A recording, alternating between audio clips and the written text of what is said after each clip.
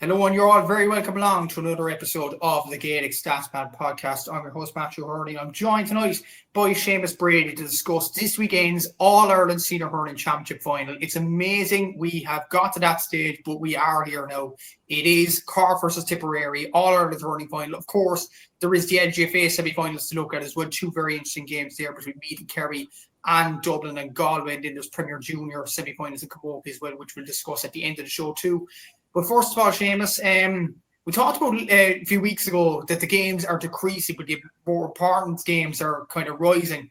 It's so good now we can talk about a single game and so many facets to it. And thank God, because we have so many facets to discuss.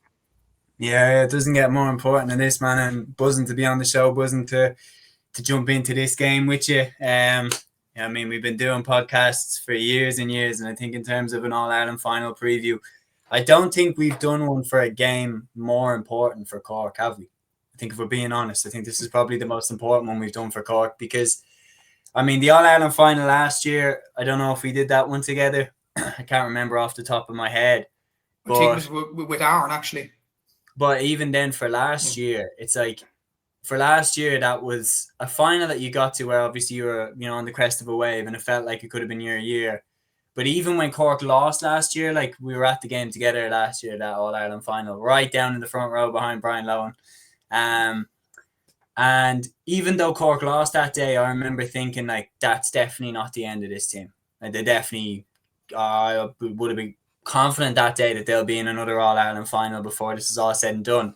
But now that you lost that final, I feel like it's much more important that you come out the right side of this one. And I think Tipperary are the team going in with nothing to lose in this one. So big weekend coming for Cork. And yeah, looking forward to jumping in because, as you said, the games are increasing in importance as the year goes along. It doesn't get more important than this. Exactly so, and we will discuss the All-Ireland Hurling final in detail in a sec, but we'll go to the weekend games first. And there was one kind of story to discuss, and that is, of course, Paddy Tally leaving Derry. Well, he resigned as Derry football manager as well after the podcast last week. So I think, Séamus, everybody could kind of see this coming, considering the kind of vibe of the Derry camp at this present moment in time. And Paddy Tally didn't win a game all year. I think he only drew about 3 as well. It was just a very, very poor record from him. And ultimately, they went out in the group stage. They got relegated from Division 1. It's been a terrible year for Derry. Yes, performances at stages were decent enough. But even after a season, I still wasn't shocked that he was gone. Yeah, I mean, right from the start, it was strange with the Paddy Tally era. I mean, like, if you go right back to the start, so obviously Mickey Hart leaves, that whole situation ended really, really bad. And it was seen as a bit of a dodgy one for anybody to pick up. Like, you weren't going to get given much rope. Mickey Hart didn't get given much rope. Paddy Tally came in and they hired him so late. I firmly believe they wanted Rory Gallagher from the get-go. I firmly believe they wanted him. And they took so long waiting. And there were so many rumours that Gallagher was going to go back. I think it was a Caro Kane or someone who leaked that they were looking at him and there was a massive backlash to it. So I think they were left in a position where they didn't really know stick or twist. And they ended up going with Paddy Tally very late when you consider how long they had to appoint. I think, was it Mickey Hart left in June or July of 2024? And when did they hire Paddy Tally exactly? I definitely remember we were doing podcasts in terms of the club championship in provincial starting, so it must have been November. It was like, but it was very close to when the league was starting. And I remember thinking you had that much time to hire someone, and managers had come and went from other counties and they'd still beaten you to the punch in getting their guy in. And then when Paddy Tally was there, you had like Garrett McKinless going on the GA social talking about how great a manager Rory Gallagher was. Brendan Rodgers doing interviews talking about how they'd love to work with Rory Gallagher again. It was just a really weird atmosphere around. It was like the players were still wanting Gallagher to come back, or half of them were still wanting him to come back. And for that reason, I doubted whether Tally ever had, I really doubt that Tally ever had the dressing room the way that Jim McGuinness has the Donegal dressing room, Jack O'Connor has the Kerry dressing room. There's no way Tally had the Derry dressing room like that. There's no way he had the players willing to go that extra mile for him. Now, Derry were good this year in terms of the way that they played. The performance level in most of the games was actually quite good, but they were missing that extra spark that they had under Gallagher and under Mickey Hart in the first period, during the league and everything like that. Because there was a sense in that era, especially under Mickey Hart in the league in 2024, there was a sense that Derry truly believed that they were the best team in Ireland. There was a sense that they truly believed, deep down to their core, they truly believed that they were going to win an All-Ireland that year. And once the wheels came off, they came off fast and the train derailed quickly. And there's a sense this year that they've lost that belief. Because we were talking about this on multiple pods. You're saying Shane McGuigan's performances were still good. Conor Glass's performances were still good. Brendan Rodgers' performances were still very good. So why are they not getting over the line the same way that they were previously? And I feel like when the game goes to that crunch, like it used to for Derry, instead of finding ways to win, like they did when they won back-to-back Ulsters and the Division 1 title, instead of finding ways to win, they're finding ways to lose. And they're falling off in that final quarter. And I feel like if they had somebody like a McGuinness, somebody like, somebody special like what Mickey Hart was for Tyrone, if they had, ironically, but if they had someone like that who had a special relationship with the team, who could get them to run through brick walls like that, I think they could be competitive again. I think that Derry still are. If they get the right management team in, I still think they can be a force to be reckoned with next year. It's just a question of who they hire. I think they should just let the Gallagher ship sail. That's gone. Even if he comes back now, it's going to be so unbearably controversial for them. It's just going to be a circus if they bring him back. They're better off now moving on to the next manager. And when that next manager comes in, get behind him. Get behind him. I agree with Peter. They just need to forget about that. That's an era that is now gone. So I agree. I wouldn't say go outside. I would say go inside. Derry have enough legends. They have enough people who know their stuff when it comes to the management. I wouldn't go for a Tony Mack or Aaron Kernan because they are very likely to then jump to Armagh, and you wouldn't want that. If I was Derry, I'd go with someone in-house. If they can get Anthony Tohill, he'd be the dream. Damien McAlornham. Damien Macker, yeah, very good option as well. Paddy Bradley, again, is another shout. He's someone who has managed, up and down the country, had a spell managing Donegal. Would he be capable and would he command the respect of that Derry team? You would imagine so. And you look at Tony Scullion as well, the work that he does with Ulster GAA, he'd be a fantastic coach to have in there. There's a lot of very good options for Derry. In my opinion, avoid Gallagher and avoid going outside. Go inside the county this time.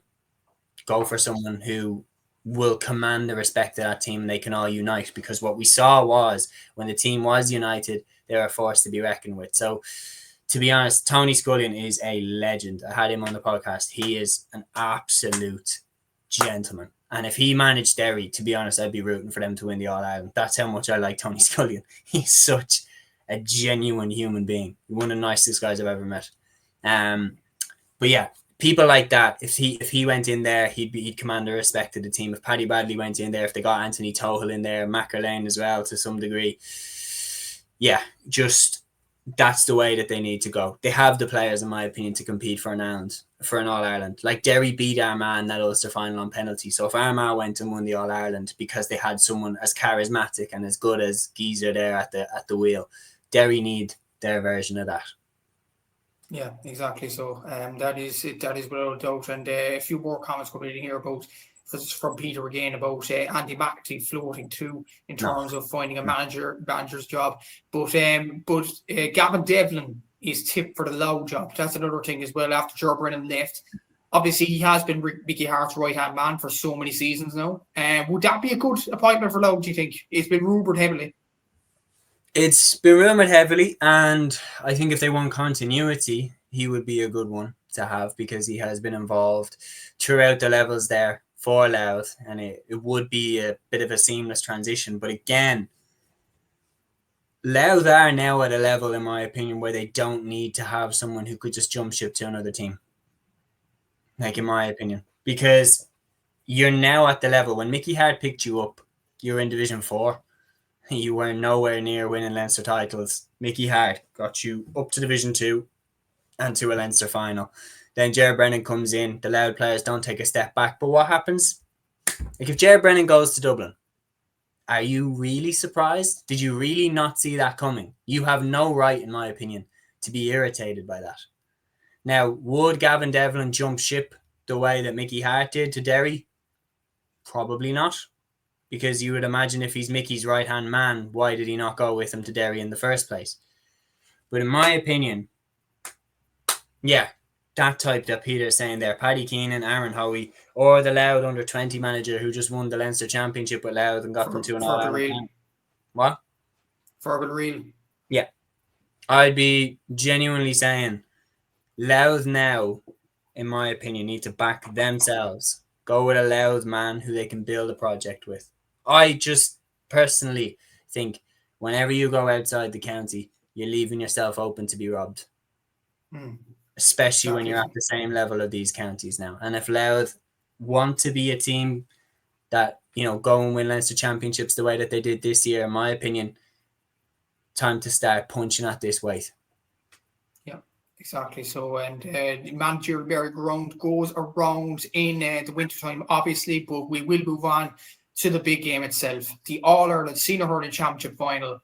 Cork against Tipperary, Croke Park, Sunday, 3:30, live on RT2 and BBC2 Northern Ireland. And before we get into the action, no, lads, before you ask, I don't have any tickets. So please stop. Well, you aren't, well, to be fair, I'm not being DM'd as much, but if you're thinking about doing it, don't, please. I don't have any tickets. I am not part of the Cork County Board. Please do not DM me about tickets. But anyway, Séamus, away from, well, we could talk about that, I guess. It starts like, I know obviously memes going around. You can say as well. Exactly. You can say, I got you the ticket for last year's one. Yeah. Exactly. Yeah.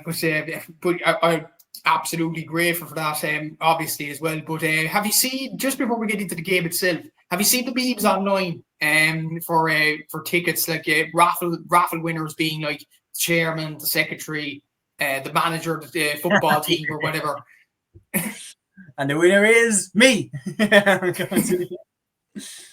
Like Father Ted, like that episode of Father Ted and Father Dougal, where he's like number 74 and Dougal's looking at the ticket upside down.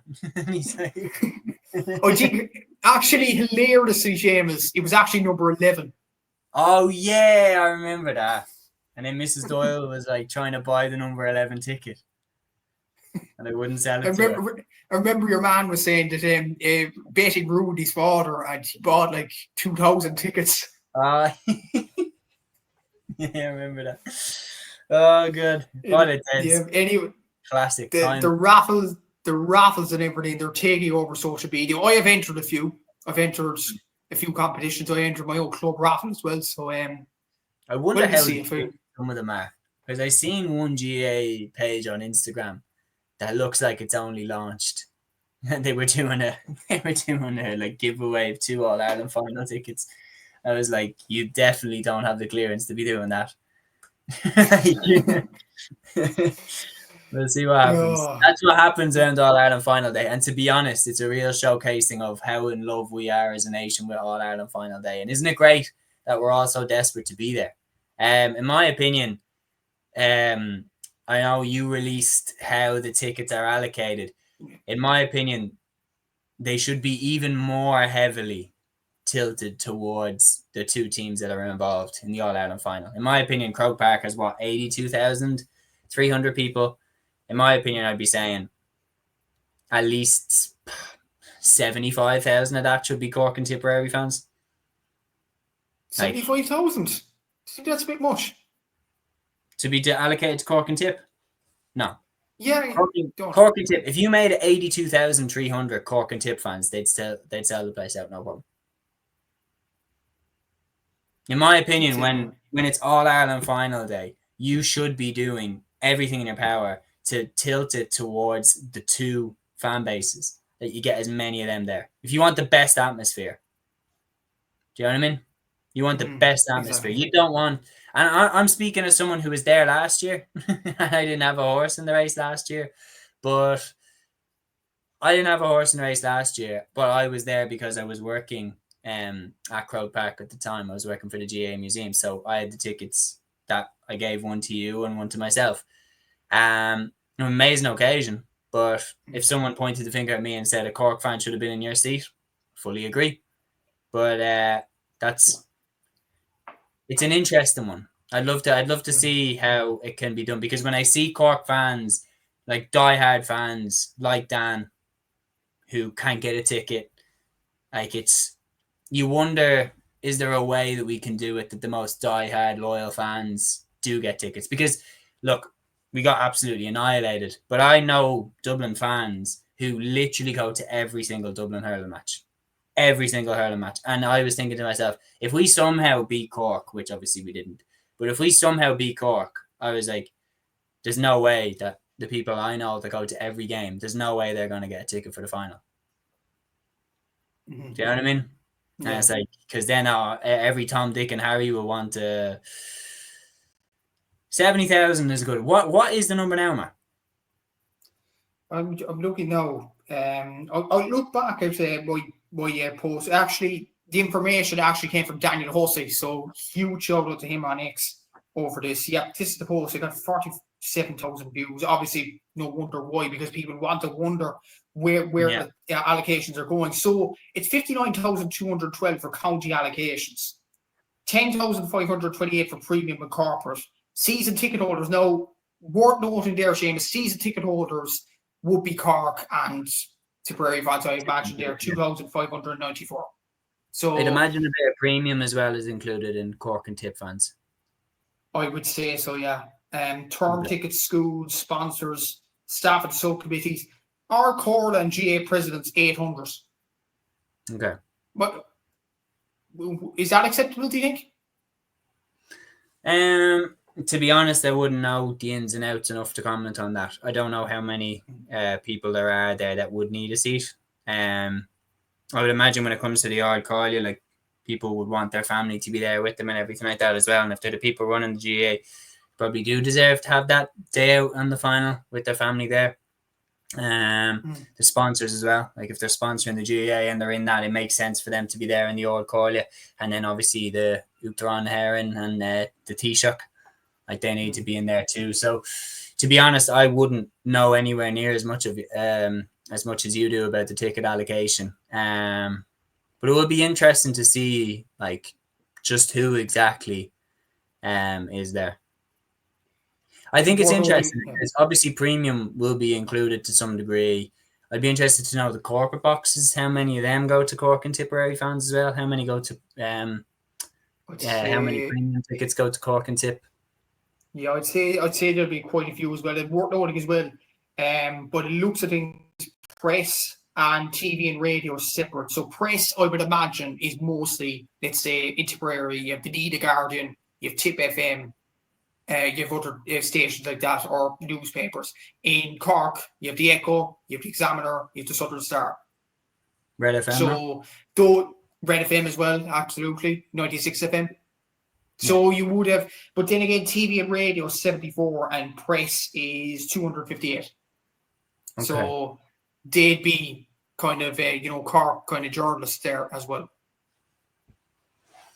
Yeah, it's interesting. Like, again, before your post went out, and shout out as well to yourself and to Daniel Hussey for making that public, because genuinely I didn't know, and I did always wonder what the allocation was.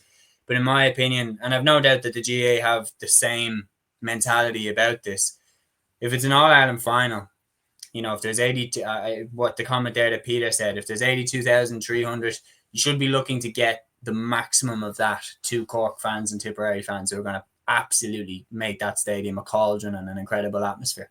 And to be fair, they do get that pretty well. Like, when we were there at the final last year, the dominant colours was red and blue and gold. It was everywhere. And it did feel like, it genuinely, in the stadium, it did feel like there were 40,000 Cork fans there and 40,000 Clare fans there. It felt so 50-50. So they're probably doing it right to some degree. But My heart goes out when you see fans who are diehards, who've literally been to every game home and away, who then can't get a ticket to the All-Ireland final. And like those are the fans that, adore the GA more than anybody else in the world. And you'd wonder, like, is it possible to have like a system in place where you can, like, the way the tickets go up on Ticketmaster and everything like that? Would it be possible to have a system in place? This is just speculating, but would it be possible to have a system in place where if you went to X amount of games, it bumps you up the list somehow? Do you know what I mean? Yeah. So like That should be there, yeah. That should be definitely. if you have a system that proves I went to every league game, every championship game, I follow this team home and away, that it bumps you up the list. Therefore, you are more likely to get a ticket rather than someone who doesn't really give a shit and is kind of just going for the day out. Yeah. It's some interesting questions in the comments here. Peter Griffin is saying here, is it tighter in the press box? To be honest, Peter, I've only been in the press box for the All-Ireland quarterfinal or preliminary quarterfinal between Dublin and Cork in the football, and there was hardly any media there. Obviously, it was a prelim quarterfinal. Would I say it was tight? It wasn't tight then, but it might be for an All-Ireland final. It probably will be, to be fair. James, yeah. Oh yeah, I'd imagine it would be. Yeah, I guess I'd say so. Because sure, that would be another way for people to be at the game as well. Yeah, as that's it. Yeah, so Peter. Yeah. I don't know. He's asking another question in here. How many tickets do the really big clubs get, like SARS? Yeah, that's a very good question. I genuinely don't know, Peter, but I think what it's done in clubs, I might be wrong on this now, but I think the Premier Senior Championship clubs in Cork, including SARS, of course, get the bigger amount of tickets. The larger amount of tickets. Then you have CDRA getting the second most, and then Premier Intermediate, and so on and so forth. So I think that's the way they do it.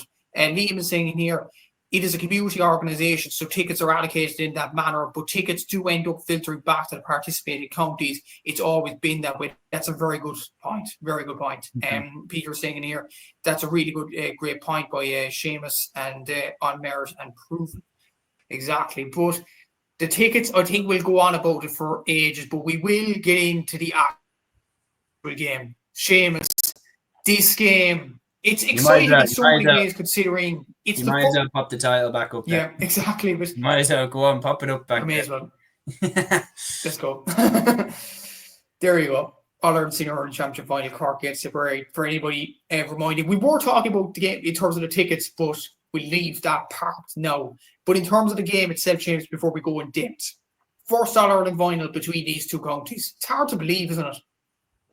Absolutely crazy, because when you look at the history of these two counties, the legends that they've had and the eras that they've had, like Cork had the era of the Christy Ring, the era of the Jack Lynches and the Jimmy Barry Murphys, and Tipperary had the era of the Jimmy Doyles, John Doyles, Nicky English, like these legendary names. And to think that of all that time, Cork and Tipperary have never met in an All-Ireland final. Well, obviously there's the caveat that the system was a lot different back then. They had to go through the Munster Championship, and if you lost in the Munster Championship, you were knocked out. So it technically wasn't possible for Munster counties or Leinster counties or Connacht counties or Ulster counties to meet each other in an All-Ireland final. They had to do it the same way the football used to do it, where you had to win your province and then go in and win the All-Ireland against the champions of the other provinces.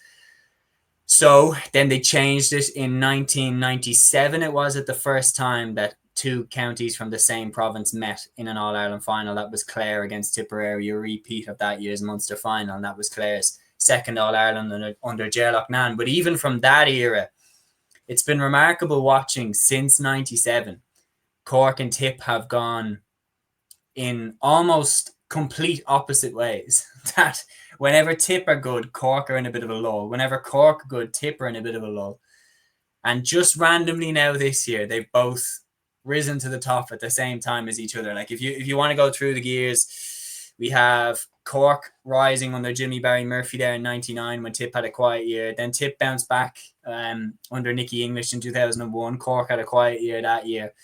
Then in the 2000s, the mid-2000s, you had Cork absolutely surging under Donald O'Grady and John Allen when Tip were in a bit of a rebuild. Tip's rebuild finishes in 2009 when they come to the fore under Liam Sheedy. and they have a few great years there where they won in 2010, where they won in 2016, and Cork were very much in a lull. That was the year of the strikes. That was the year of players not playing for the team and everything like that.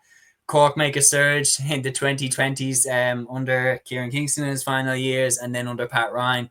And Tipperary had some of their darkest days under Colin Bonner and Liam Cahill. But all of a sudden, they've turned it around under Liam Cahill. The success that they had at under 20s level, under 21s level, minor level, and the rivalry that they've had with Cork at that level, which we will talk about the more we jump into these games.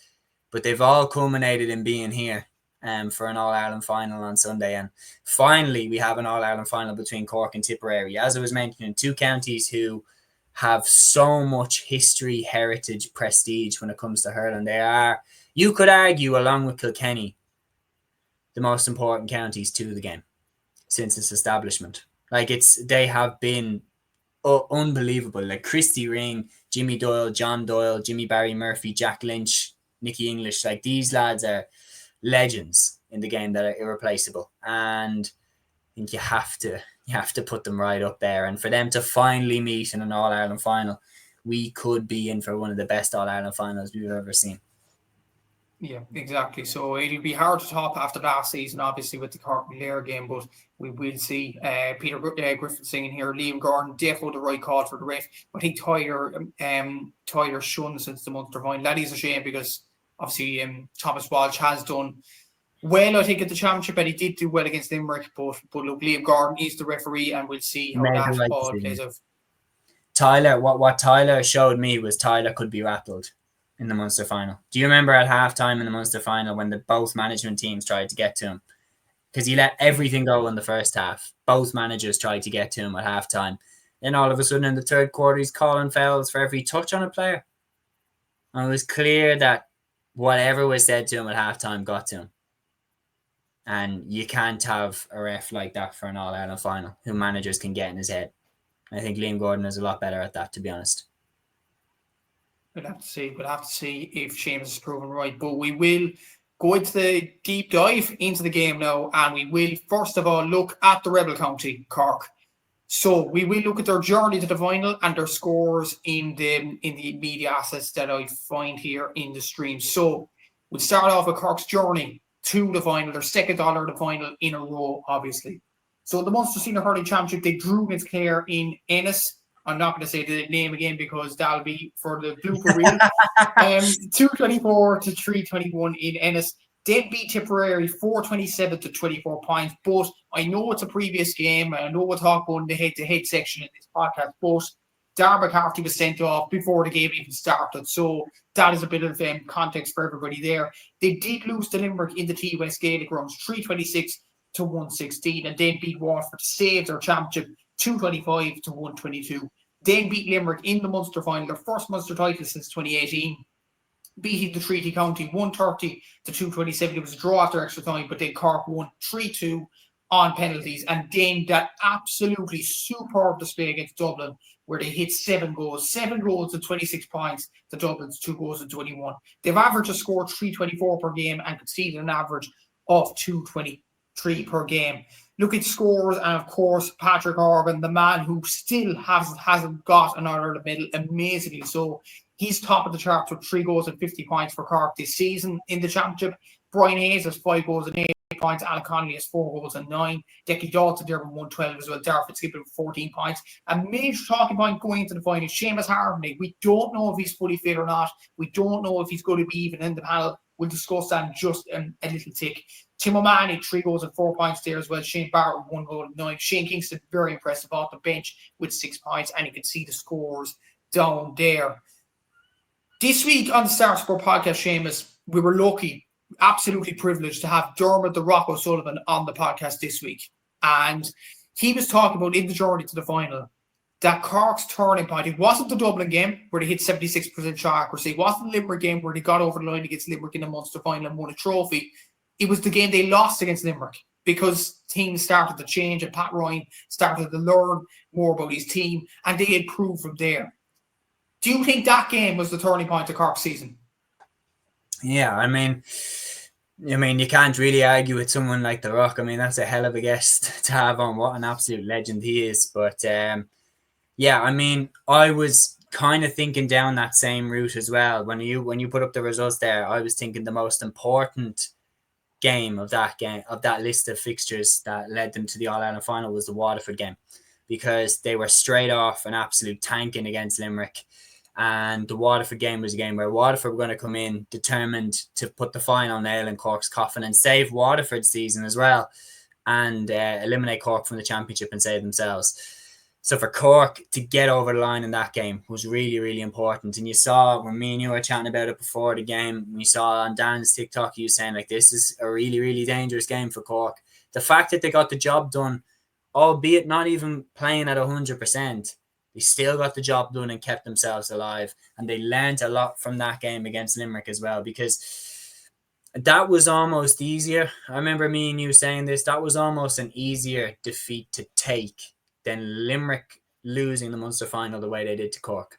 Because once you have a result like that, where it was clear that everything Limerick touched that day turned to gold and Cork couldn't get their game going at all, it was almost easier to take the like, oh, just this game's a write-off.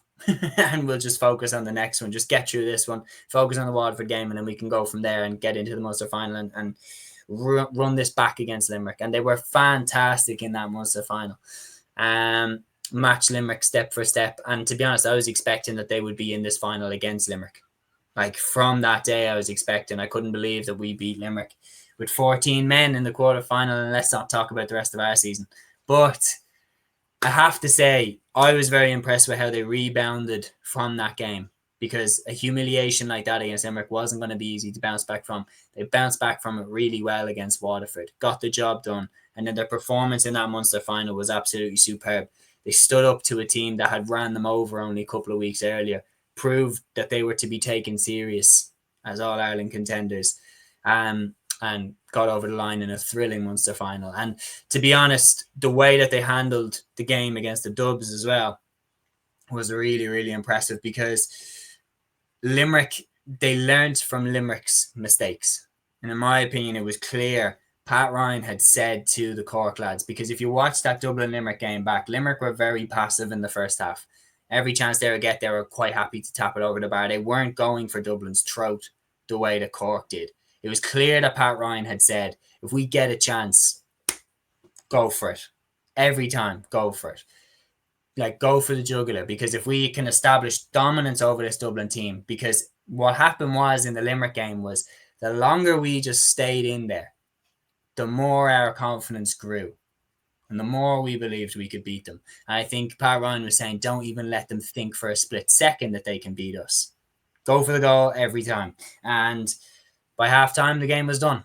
And that is something that Cork have also done to Tipperary. I truly believe, again, this final only goes three ways. Either Tip, Pip, Cork, Cork, Pip, Tip, or Cork annihilate Tip.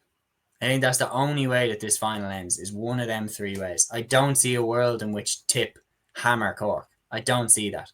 Cork have hammered this Tipperary team the last three times they've played them. Do I think that that's going to happen in this All-Ireland final? No. And there's an example that I am going to pull up here. Very interesting example. I want you to help me piece it together. But the 2018 All-Ireland Under-21 final, where Liam Cahill was Tipperary manager that year, in the Munster final that year, Cork beat Tipperary by 223 to 113. Annihilated them. And then in the All-Ireland final, everybody tipped Cork to beat Tipperary because they'd beaten them in the Munster final so easily. And Tip came back and won that final by 3 goals and 13 points to 116. Now, playing for the Cork team that year was Decky Dalton, Niall O'Leary, Mark Coleman, Dara Fitzgibbon, Robbie O'Flynn, Shane Kingston, Tim O'Mahony, Ger Millerick, Jack O'Connor, and more.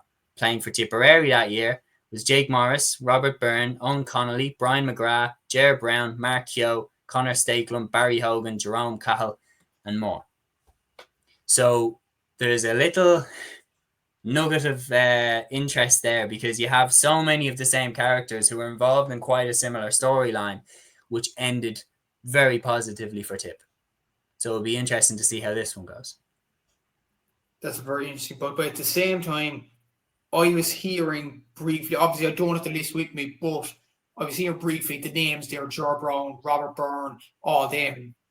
They're not on the tip panel anymore. Whereas when you look at Cork, Robert Byrne? Shane Kingston is. I don't think he's there, no. I swear he is. No, you're thinking Robert Doyle. Sorry, Robert Doyle. Jesus, apologies. I was like, I swear that guy's up for an All-Star. But the point I'm trying to make is Cork have Decky Dalton, Shane Kingston as he named there, Jack O'Connor even came on against Dublin and got a point. Like, they are all still in the panel. Yeah. So does that say something about the Cork team? They all kind of stick together, whereas Tip are kind of chopping and changing. They haven't done so obviously this season, but in the last few years, is that kind of a case in argument? It is. I think Cork have done a far better job at pivoting to that younger generation than Tipperary have. I know that Tipperary have done a good job this year. Players like Andrew Ormond, Darren McCarthy, Oisin O'Donoghue, they've been given a lot of responsibility this year. And Owen Connolly as well has absolutely shone. Jake Morris has become a leader of the team. But they hung on to that era of the Mars, the McGraths, the Shane McCallans. And look, you can't argue against relying on them lads because they're some of the greatest hurlers we've ever seen. But what that leads to is when Shane McCallum does tip over the hill and retires, and we've seen it with the Dublin footballers, that, you know, there were legends in that Dublin team. You can't move past them. But then, you know, talented youngsters like Kieran Archer, like Aaron Byrne, who won under 21 Footballer of the Year in 2017, doesn't get a look in with the Dublin seniors. And then when the years come later where Paul Flynn and the like have retired, and you turn back to Aaron Byrne, he's gone to the States, or he's not playing anymore, or do you know what I mean? Or his level has decreased. Like, Cork did a better job at pivoting to that younger generation. I think because they probably had to a bit more than Tipperary did. And Tipperary then went through a couple of years where they couldn't make up their mind whether to go with the new or stick with the old, and that led to some very bad days for them. But I think Cahill has done a very good job with it this year. But Cork, the fact that there was a very realistic prospect of game time with the seniors led, I think, to a lot more of them sticking around. Yeah, exactly. So there is a few comments in here. Sean O'Malley saying, I believe the final will be better than last year, but potentially the GOAT. We'll have to see what happens. Peter Griffin saying, in your opinion, what will Pat Ryan be concerned about from a tip perspective? We will discuss that when we bring on tip scores and journey to the final. We will discuss that in detail. Rutter's saying here, Cork won't hammer them, but I expect them to win by 4 or 5. The hurt from last year was spurred them on to victory, and a well-deserved All-Ireland for Patrick Horgan. Sean O'Malley saying in here, Alan Connolly is fairly quiet in the big games in the past, but when he's come up against top man markers, he has potential to explode in games and has scored a brace against Tip in the past and a hat-trick. Against Dublin. And a hat-trick. Against Dublin. But he got a hat-trick against Tip last year. Yeah, I remember that. So that was pretty good as well. There was a question in here from Peter Griffin as well. From me, I think was, Matthew, we're at Cork Media Press night. I wasn't, Peter, but there was a lot of pieces in this week's Southern Star out tomorrow. There was a lot of pieces in this week's Southern Star. I don't want to spoil too much, but there's a piece about Patrick Collins, about his roots in Ballinhassig. There is a piece on my preview to the game. Kieran McCarthy looks into how West Cork has contributed to Cork hurling over the last few years or so as well. There's a tactical breakdown as well. There's a few different pieces. Obviously, there's the interview with The Rock as well on the podcast. There was a lot of content to the Southern Star this week. So pick it up tomorrow.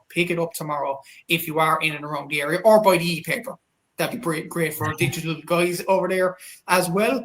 But we will get on to the other county, the Premier County in the All-Ireland final, and it is Tipperary. Brilliant achievement, obviously, to get to the final for Liam Cahill's men, and we will look at their journey to the final right now. So, in the Munster Senior Hurling Championship, they drew against Limerick first day out 2-23 apiece, which was deemed a very, very good draw. Then against Cork, a step back. 4 goals and 27 points to 24 points. But as mentioned earlier in the podcast, Darren McCarthy was sent off before the game even started. Against Clare, they won 480 to 221. But the next few games is very, very impressive in so many facets for Tipperary. They beat Waterford 130 to 121. Beat Laois 332 to 18 points. Beat Galway 1 goal and 28 points to 217. and beat Kilkenny 420 to 30 points. That's 420 to 30 points, no matter what the score said at the final whistle in that game. An average score for Tipperary of 2 goals and 25 points and conceded 221. But before we get into the score, Séamus, I have to mention this point before we get into the scores, but we'll discuss this point in a sec as well. Since the Clare game, after the Clare game, Tipperary have conceded 3 goals.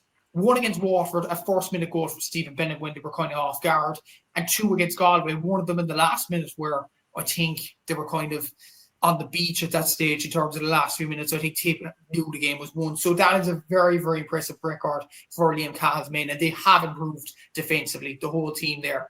Look at their scores. Jason Ford has 3 goals and 44 points. Darragh McCarthy, 1 goal and 33. John McGrath, 5 goals and 14 points. Jake Morris has 22. Andrew Ormond, one of the finds of the year, 213. Owen Conley with 13 points. The super sub off the bench, Oisin O'Donoghue with 3 goals and 2 points. 3 goals for 3 sub appearances for him. Willie Connors with 8 points. Sam Farrell with 1-4. And you can see the list of scores down through the list there. So many things to be positive about from a Tipperary point of view. I know Cork will be favourites, and probably rightly so. They won the Munster Championship, but even though I say this as a Cork fan, I am wary of Tipperary because their defence has massively improved ever since the Clare game. And as well as that, their attack, which we'll bring up with the stats with the 3 full forwards in a bit as well, they are scintillating at the moment and are in brilliant form. They are, and like I think it's slightly different to Cork and Clare last year in terms of that. Clare had the pedigree of beating Cork in the Munster Championship and everything like that. But it's actually very similar in the sense that coming into this final, all the hype is about Cork. All the pressure is on Cork. And Clare were flying relatively under the radar in last year's final, and now Tipperary are definitely flying under the radar heading into this final. And I think you would rather go into a final as an underdog rather than an overwhelming favourite, because the pressure is on Cork. And if this game goes into the melting pot, Tipperary will feel more of an incentive to go and win it rather than Cork. And Cork might feel more of a pressure of don't lose this. So that tiny little mental switch can make a big difference, especially in a cauldron like Croke Park with 82,300 people there looking at you. Like, I mean, tiny little mistakes can make massive differences there. For Tipperary, what I was saying earlier about what Cork could feel like about the Limerick game is very applicable, in my opinion, to what Tip can feel about that Cork game in the Munster Championship, where Darragh McCarthy was sent off before the game even began and Cork basically canted home. Tipperary will know that's not their best. That's not their strongest hand. That's not the level that they can get to. They can get to much higher levels. They can challenge Cork a lot more than they challenged them that day. Yeah, Peter's point there is really important. McCarthy getting sent off against Kilkenny again. That's 2 very, harsh but silly. Shouldn't be doing that. Should he have got the second yellow? Probably not. And one thing that is very interesting, I think it was Second Captains I heard this, but they were saying whenever someone gets a second yellow and gets sent off, it's actually always like, look at the first yellow card. And it's usually not a yellow card, or it's usually pretty harsh first yellow that then is followed up by a deserved second yellow and a red. But Darragh McCarthy now has got 2 fairly petty red cards that could have been avoided, and he cannot get another one in this final. He cannot. And the thing is, are Cork going to rattle him at the start? You betcha. Sean O'Donoghue will probably go over to him, get stuck straight into him and try rile him up to do something stupid. He has got to be on his best behaviour, because now with 2 reds, he has a little bit of a reputation for it. And if a Cork fella is rolling around on the ground near Darragh McCarthy, could be an inquisition and a quick flash of red. So that's something Tipperary are going to have to be mindful of in this game. If he keeps his head on his shoulders, keeps his feet on the ground, keeps focused, he is a class hurler who could do a lot of damage to that Cork team, especially punishing them from frees and everything like that. Speaking of, it will be interesting to see if they go with McCarthy or Jason Ford. Obviously, Jason has more experience in the big days in Croke Park, more experience getting over the line in All-Ireland finals. And that's another thing that Tip have over Cork. More, you mentioned it on my pod, they've more experience of getting over the line in All-Ireland finals. Noel McGrath has an All-Ireland medal. John McGrath has an All-Ireland medal. Noel McGrath has 3 All-Ireland medals. 3, yeah. Yeah, like these players, Ronan Maher has one. These players, there's All-Ireland in that Tipperary team. So Cork don't have any. So when that game comes down to the melting pot, like we've seen examples in the past where the wiry old team just knows how to get over the line. And Tip also have the sprinkle of youth in there, like the Andrew Ormonds, and the talent that they have coming off the bench, in the likes of Oisin O'Donoghue and Noel McGrath, always comes on at crucial times, steadies the ship at crucial times for Tip. It's going to be really interesting. It's definitely not going to be the walkover that it was for Cork in the league final and the walkover that it was in round 2 of the Munster Championship. This is going to be a different game. I'll save my prediction for later on. Absolutely, and definitely right to do so. And we will look at stats averages and just say Peter saying in here comments. I think Cork lads will go held back, especially for hockey. Absolutely, that is definitely going to be the name of the game for Cork. But we will look at average stats now. So these are stats compiled for every single game in the championship for Cork and Tipperary. I didn't do it in the semi-final for Tipperary against Laois. I did do it over the week as well. So all the games are accounted for in terms of stats. And this is the average stats for each, for Cork and for Tipperary. So you look at it there. So goals scored, Cork has scored slightly more there. Goals conceded, Tip conceded less, which is very, very crucial in that as well. It's going to be very interesting to see the amount of goals that Tip do concede on Sunday and what they've learned since the Páirc Uí Chaoimh game where they conceded 4. In total score, Cork have scored more. In total conceded, Tip conceded less. So again, that's going to be very, very interesting. Misses 4, Cork have more average. So that is going to be very interesting to see that as well. Tip have a better shot accuracy on average. So again, that will be vital in keeping the underdog in the game as well. And the shot accuracy against, it's about the same, 63% for Cork, 62% for Tipperary. You look at turnovers for Tip have actually got an average of 31.41 turnovers, which is very, very impressive compared to Cork's 27.83. Very, very similar on turnovers lost there as well. Puck outs is a massive stat, actually. It's so impressive, especially in a game of hurling. The average puck out win rate for both teams, especially for Tipperary, 68.29%. That's very, very good for Rhys Shelley and his team, I'd imagine, as well. Even for Pat Collins and Cork, 66.83%. Tip do lose more of the opposition puck outs. That's probably well established, considering they let Kilkenny go short, especially in the semi-final. Cork tend to win a lot of the opposition's puck outs, considering they have 40.5%. Considering that's just underneath 50%, that's very, very good for the Cork team. And their work rate around the middle as well. And frees conceded and frees won. Cork have just conceded more frees on average. But other than that, the stats are very much the same there, Séamus. So there's a lot to go into there. I think a main one is the goals in terms of Cork conceding or scoring a lot, but Tip conceding, especially the last few games, as I mentioned. In their last few games, they only conceded 2 against Galway and 1 against Waterford. Tip have really improved at not conceding as much goal chances since that Cork game. Like, they conceded 2 goal chances against Kilkenny. And that is including the John Donnelly shot, which was blocked by Robert Doyle at the end too. Yeah, I mean, on top of that, I mean, the stat that caught my attention was the puckouts. Definitely the opposition puckouts one, because, like, as a Dublin fan, that game in the semi-final against us, I felt like any puck out we hit down on top of the Cork half backline, Rob Downey was cleaning up in the first quarter. And people talk about the goals, and don't get me wrong, like, they were amazing finishes from Alan Connolly, they were amazing finishes from Brian Hayes, Tim O'Mahony, everything like that. But the reality is, when Dublin felt like we were hitting a brick wall and the ball was just coming back every time, eventually the dam's going to break. You're not going to be able to keep out Alan Connolly, Brian Hayes when you're not getting any relief, when you feel like the ball is just coming back at you every time. And we were playing Russian roulette to a degree with the high line and everything like that, and leaving space in behind.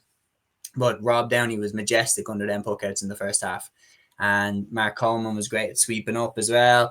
Kieran Joyce was superb under the puckouts too. And you would imagine for Tipperary, Rhys Shelley does bomb it every once in a while. And I feel like if Rob Downey, Kieran Joyce, if they can establish dominance the same way over Tipperary's puck out, the way that they established dominance over Dublin's puck out, and get some quality ball into the forward line, I would imagine that Pat Ryan is going to tell the Cork lads the same thing that he told them before the Dublin game. I really, really believe that. I think Cork are going to go for Tip's throat in the first quarter. Really, really believe that, because Cork didn't let Dublin gain any confidence. They didn't let them gain any confidence. They didn't let them believe for a split second that Dublin were going to win. And I truly believe if Cork had been tapping over points and Dublin had got the 2 goals, it would have been tighter.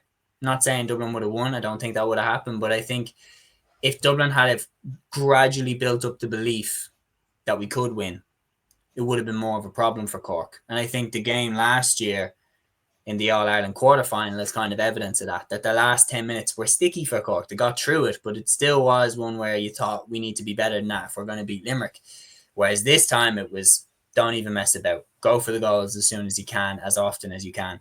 And I think for Tipperary, Tipper coming into this final off the back, as I said, of 3 very heavy defeats against Cork. And I'm sure they're telling themselves, we can beat this team.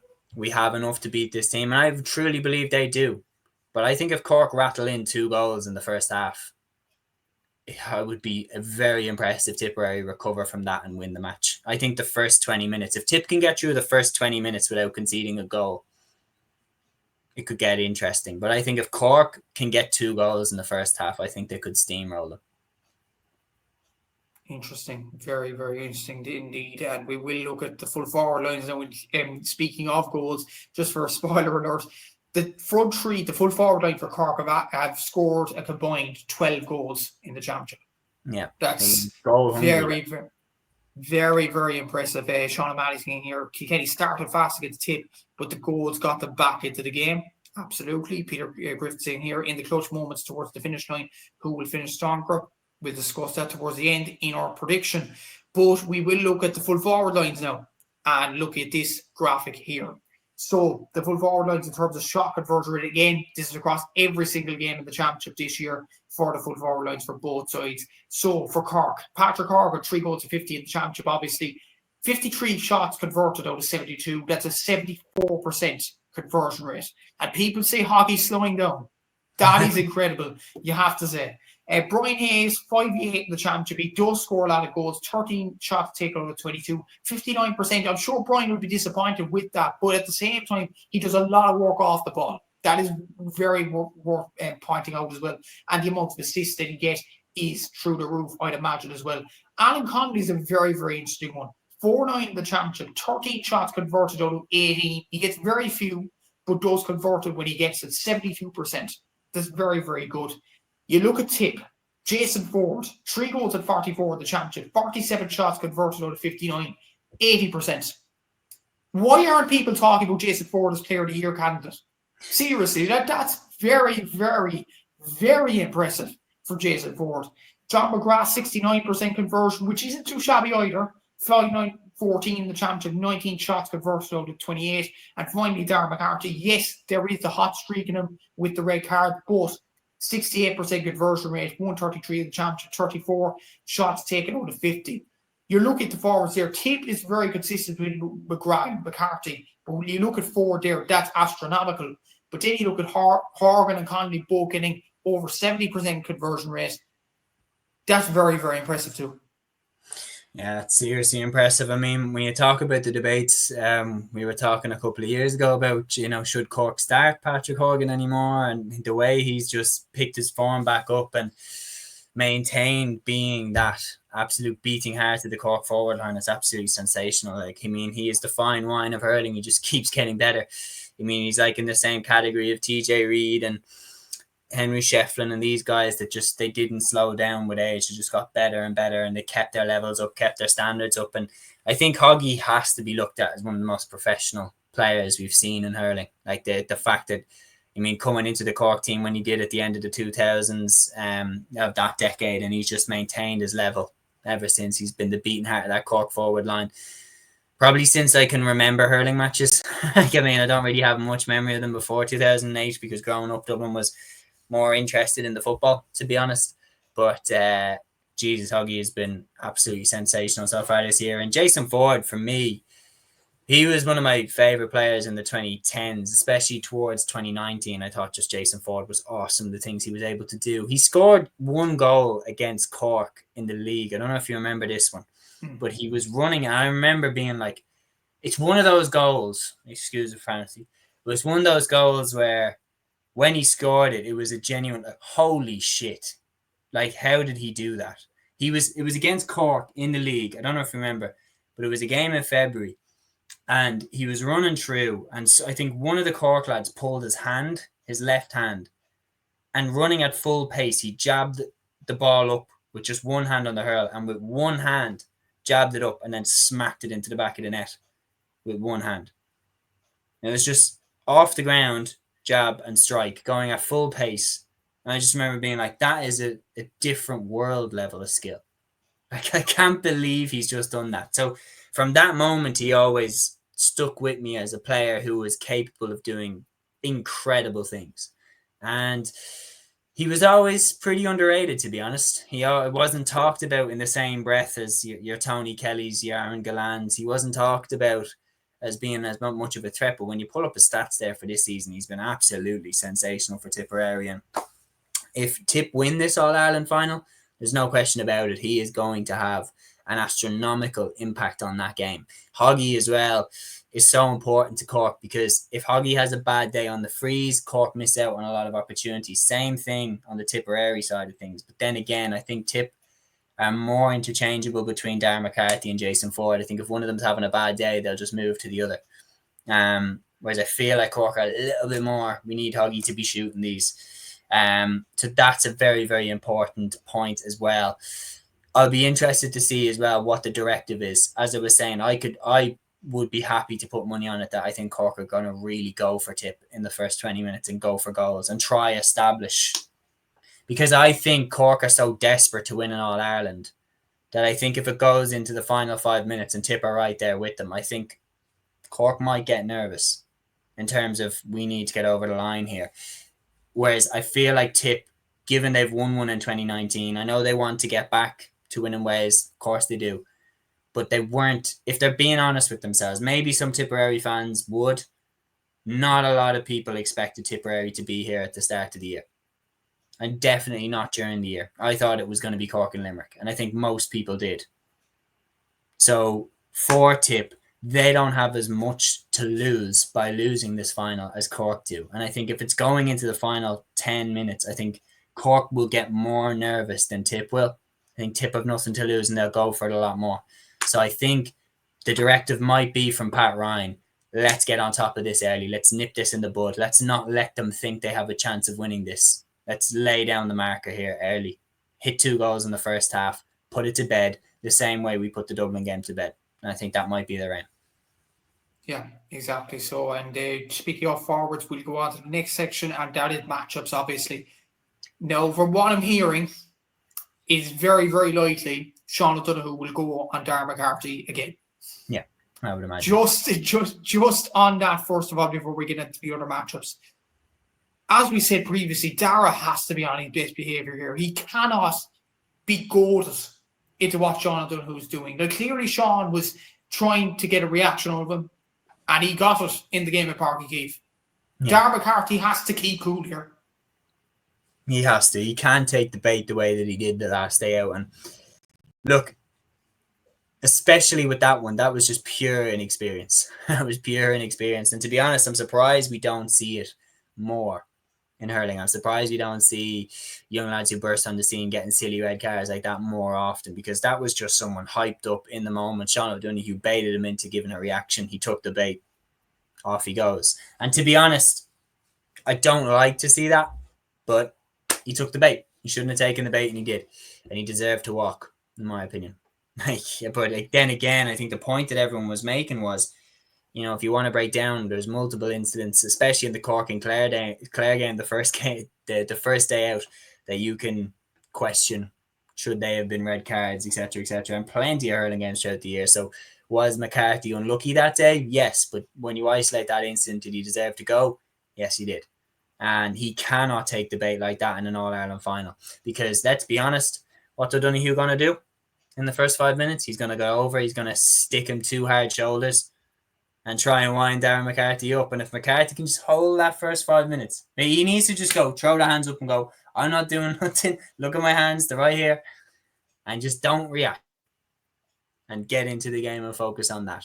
Because O'Donoghue is a superb defender. In my opinion, nailed on All-Star. Unless he has a howler in the final, which I don't think he will. But he's been fantastic this year. I would be interested. Would you rather he go on McCarthy as a Cork fan, or would you rather he go on Jason Ford? Personally, because just because Sean has been our best defender this year, he's been absolutely superb. And because of Jason Ford's stats, I would actually rather him go on Jason Ford. That's what I was thinking. Personally. Because Yeah. I feel like Ford on the big day, I think, might be more likely to deliver his A game. I think McCarthy will still do some damage. But I think Ford is the really big threat. Definitely so. And by process of elimination, so we're staying. We think O'Donoghue will be on McCarthy, but from a Cork point of view, you're hoping that he'll be on Jason Ford. But the rumour during the week is Jason Ford will be marked by, I think it's Niall O'Leary, and John McGrath will be marked by Owen Downey. Do you think that will kind of interchange? Yeah, I think it will. Regardless, I think it's going to interchange either way. I think Cork won't want to let themselves into a situation where people get dragged around, etc., etc. Because we could see Jason Ford go out to the half forward line. He's done that plenty of times, and they've had great success with him out there. I mean, remember Jason Ford at centre forward against Limerick in the Munster final a few years ago? The damage that he did off Declan Hannon, just peeling off. Maybe they do that. Maybe Tip will put Jason Ford out on Rob Downey and tell him to hang around the way that he did and take shots from the halfway line. I personally could see that as a curveball for Cork, because I mean, if Rob Downey is there, what do? Do you follow Jason Ford around and then potentially leave that centre half back role open? But then Cork have the option of just slotting Kieran Joyce in there at 6. So Cork are well covered, I think, for that. I think it will be interchangeable, but I think when they're standing beside each other at the throw-in, I think O'Donoghue will be on McCarthy, O'Leary will be on Ford, and Owen Downey will be on John McGrath. I think that's the way it's going to be lining out. But to be honest, if I was Pat Ryan, I would put O'Donoghue on Ford and I would put O'Leary on McCarthy. Yeah, it should be very interesting in that. But the other side of the pitch as well, the one matchup that I heard is pretty much nailed on is Brian Hayes going to be picked up by Owen Conley. Would you agree with that matchup? Yeah, I think that one is going to be fascinating because, to be honest, I'm surprised if they do that. I like that Owen Connolly won't be out further because he's been fantastic in the halfback line as well when he's been positioned there. So do you sacrifice that if you're Tipperary? Yeah. Because personally, I think we could definitely see Michael Breen going on Hoggy. That's what I was thinking, right? Yeah. Yeah. I think size-wise, they match up perfectly. Ronan Maher as well, his positioning, will he go on Alan Connolly, do you think? Or will he go out to 6? Will he stay at 60? I wonder, would he go on Barrett? But he would be more useful in the full back line of Conley, actually. I think he'd be better at the full back line. I really think that, because Cork, as I said, especially in the first 20 minutes, I can see Cork going for Tipperary, and I think they need Ronan Maher there just as a dominant fullback to get them through that first 20-25 minutes. And then that leaves the other fullback that we didn't talk about, Robert Doyle, who's had an exceptional season for a youngster. I was thinking him on Connolly. But where would you put Robert Doyle then? Could Robert Doyle pick up Barrett, or is Barrett too quick for him? I think Barrett's too quick for anybody, personally. Yeah, I mean, that's probably fair enough. But Robert Doyle, like another youngster there, like he might have the energy to keep up with Barrett to some degree, but Barrett's pace is electric. I think Decky Dalton going into this final could be a real weapon under the radar as well for Cork, because I mean, in that first half against us in the semi-final, he was awesome. Like, people talk about the goals, but every shot that Decky Dalton took in that first half went over the bar. And just a point on Decky Dalton. Would you put Brian O'Mara on him?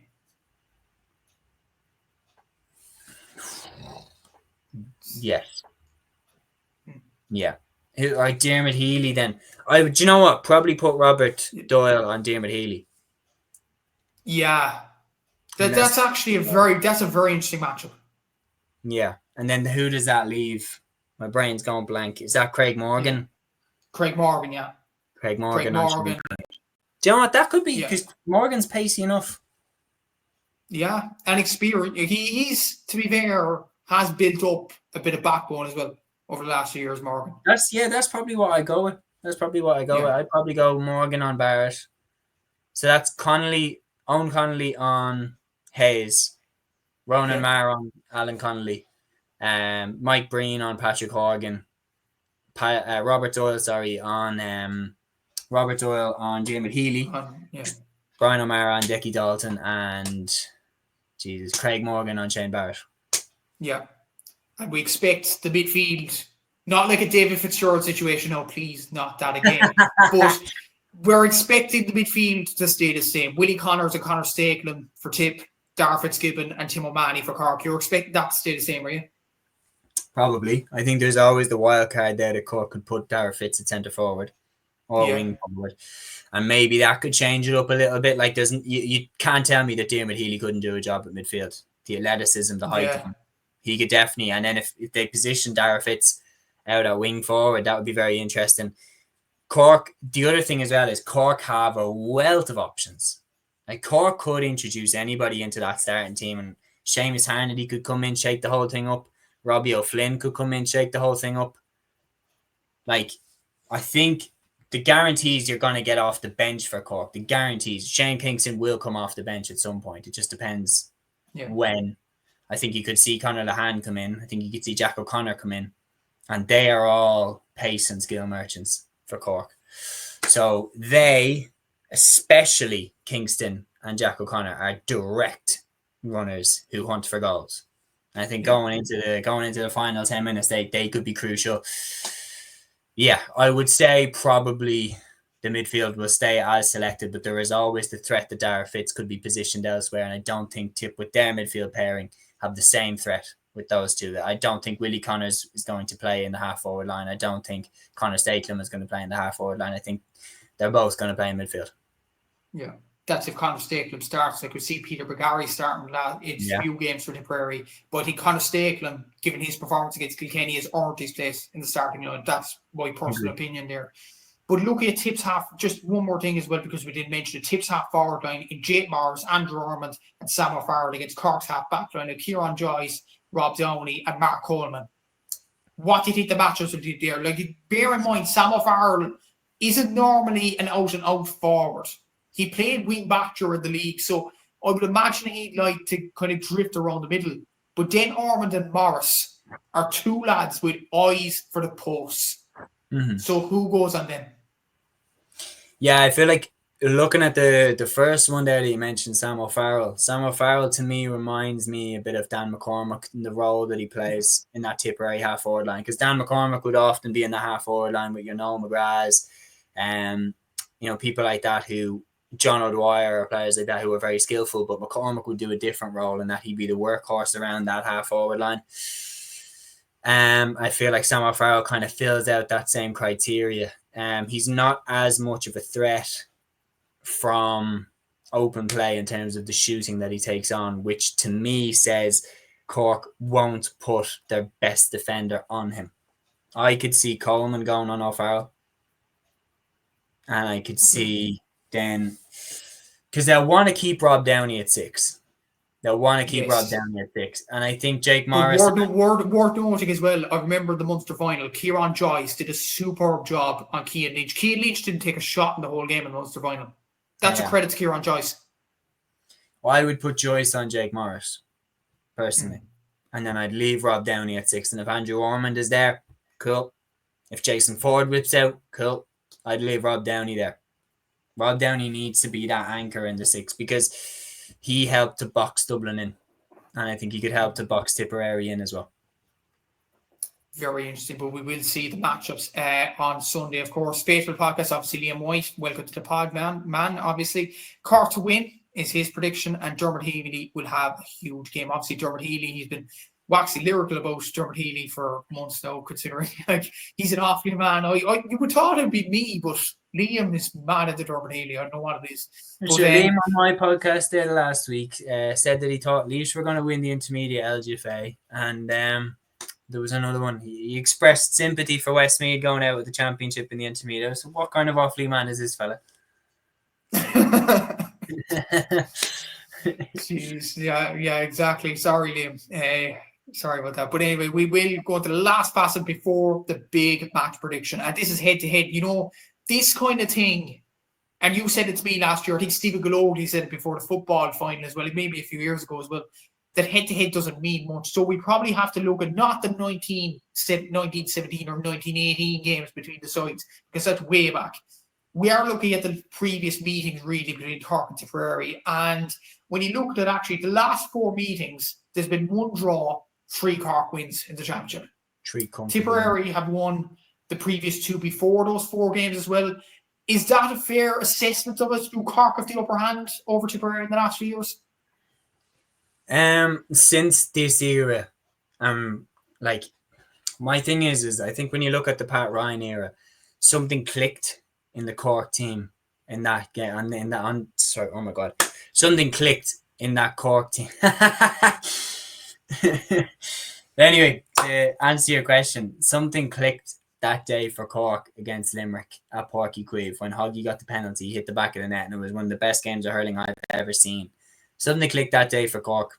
They said themselves the momentum started going full on for Liam McCarthy. And I think if they win the final, I think they can look back at that day against Limerick in the championship last year where they saved themselves and be like, that's where it all started. Because let's be honest, if Cork had lost that game, would Pat Ryan still have the job? We're not 100% sure they would have kept him if Limerick had beat Cork that day. So it's really interesting to see where we've ended up from such a tight match like that. And I think since that's what I would kind of consider to be this new Cork era, where they had just an absolute wave of momentum behind them. Felt like nothing could stop them apart from that final against Clare, which was just a whisker between the 2 teams. But since then, there's been a wave of momentum behind this Cork team like you rarely see. And since that day, anytime they've played Tip, Cork have usually won fairly handy. The thing is that the confidence that Tip will have got from beating Kilkenny the way that they did, from beating Galway the way that they did, from, getting out of the Munster Championship, beating Clare away in Ennis the way that they did, that was some result. Beating Waterford the way that they did. They will get a lot of confidence from those results. Cork cannot take them lightly or they'll be in big, big trouble. Yeah. We'll save that to the prediction. Yes. I was about to say it. Here we go. Finally, after more than a few minutes of talking, a lot of minutes, obviously. Time already, man. Yeah, let's go. So, the big prediction. The All-Ireland Senior Hurling Championship Final, Cork against Tipperary. Reminder, 3:30 on Sunday, live on RT2 and BBC2 Northern Ireland, and on GA Plus as well for those abroad that want to watch the final. Séamus, I'll hand it over to you first. Okay, my prediction for the All-Ireland Hurling Final 2025 Cork against Tipperary. I believe that Cork are going to win the game by 3 points. I think if you look at the previous meetings between the 2 teams, Cork have won both in the Munster Championship and the League Final at the canter in both games. You have to put an asterisk beside the Munster game because of Darren McCarthy's early red card. But I think when you look at the journey that Cork have been on from when they saved themselves in that Munster clash against Limerick last year in the 2024 championship, they've been on the crest of a wave on a journey that seems destined to end with the Liam McCarthy Cup.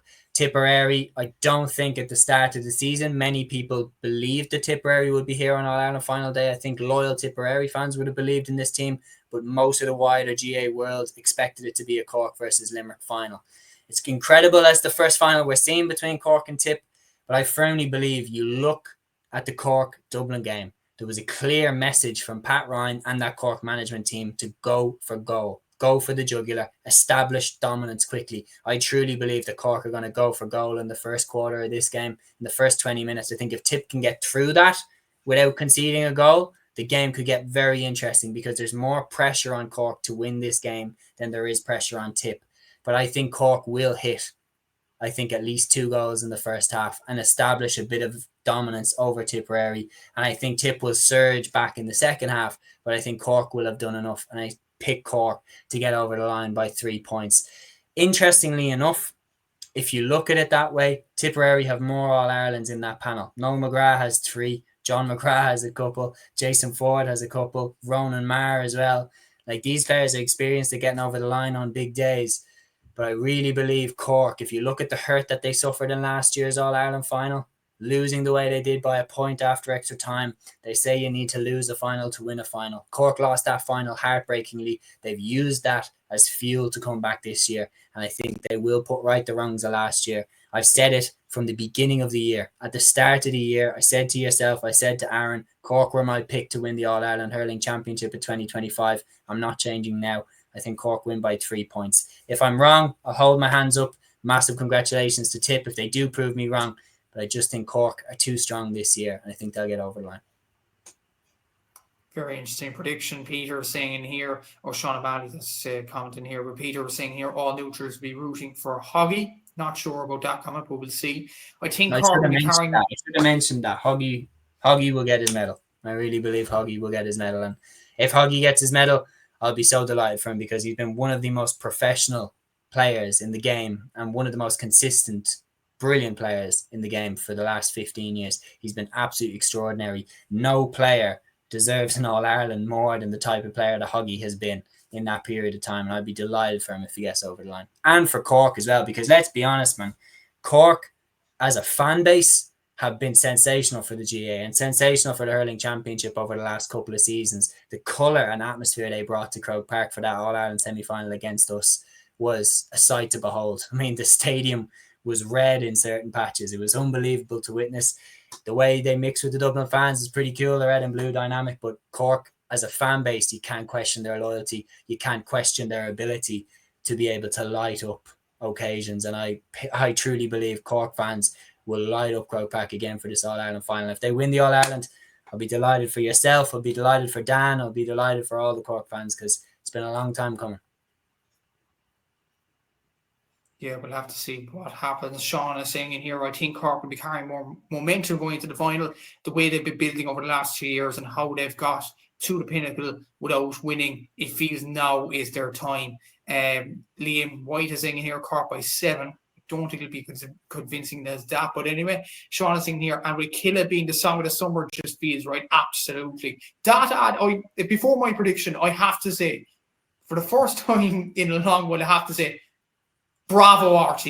What an ad for that All-Ireland vinyl. It's absolutely classic. And yeah, that song, Killa, has just captured the imagination of the whole country, I have to say. It's been brilliant. Yeah.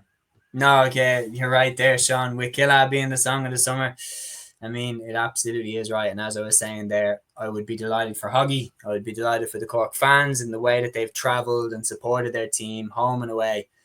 They've lit up the championship over the last 2 seasons, and it would be amazing if Cork can get over the line. And as a dub, wish them all the best, which is saying something coming from one capital to another. Exactly. And here's my prediction. I think Cork will edge it by 3 points, but I am wary, of course. Tipperary, never count them out. Like I did say it before the All-Ireland semi-final against Kilkenny. I said Tipperary were going to be up for that game and they were going to win. I've seen a post on the Premier View podcast before that game saying the amount of pundits that backed against Tipperary. I was one of a few that actually backed for Tipperary to say they would win the game because of their threats, because of Jake Morris, because of Andrew Orman, because of John McGrath, Jason Ford shooting accuracy. They've been absolutely outstanding throughout the whole championship. And as Séamus said there, if they win the All-Ireland on Sunday, credit to them. They have been a brilliant story in the championship. The way they recovered from last season, you have to give them a lot of credit for that. But, this is a big but, I think this is Cork's time. They lost the All-Ireland final last year. They're going to be gung-ho to go on and win the All-Ireland, not just for themselves, not just for the parish forevermore like in the song Killa, but for Hoggy.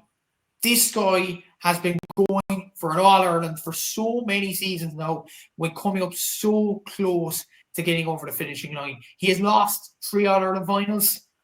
I don't think he'll lose a 4th. And Séamus Harney and Conor Lehan. These guys have given everything to Cork hurling over the last few years. And you have to mention Pat Ryan as well.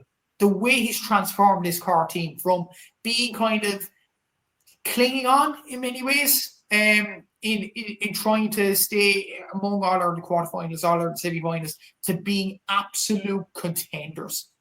And Pat Ryan deserves a lot of credit for that, I have to say as well. I think Cork will win the game. I think they'll do it by 3 points. It should be very, very close as well. I don't think it'll be as convincing as the game in Munster. Tipperary are much better. And I think they will prove that on Sunday. You could see a scenario where Tip are ahead at halftime or something like that. But I think the sheer determination will get Cork over the line this one and win them the All-Ireland Senior Hurling Championship for the first time in 20 years. Peter Griffin is saying here, Killa replacing the Banks of the Lee. Absolutely. And before that was After All by the Franklin Walters. So a lot of songs be, yeah. We have to mention we have to mention how emotional it would be for Pat Ryan to get over the line, considering how he lost his brother earlier this year. Like that would be, so emotional. Like we saw in the Munster final when the game went to penalties, how Pat Ryan looked up to the sky. I mean, it seemed like he was looking up for someone to look down on him, and it would be really emotional if they got over the line. I've no doubt he'll have his brother in his heart now this weekend. Absolutely so. And obviously, condolences again to the Ryan family at the loss of Ray Ryan earlier in the year as well. And hopefully, Cork can get over the line in honour of Ray, obviously, who was a former Cork player as well back in the day as well. Anyway, we have both predicted Cork will win the All-Ireland Hurling Championship final. We will have to see what happens, which will be an absolute thriller. Yeah, both by 3 points as well.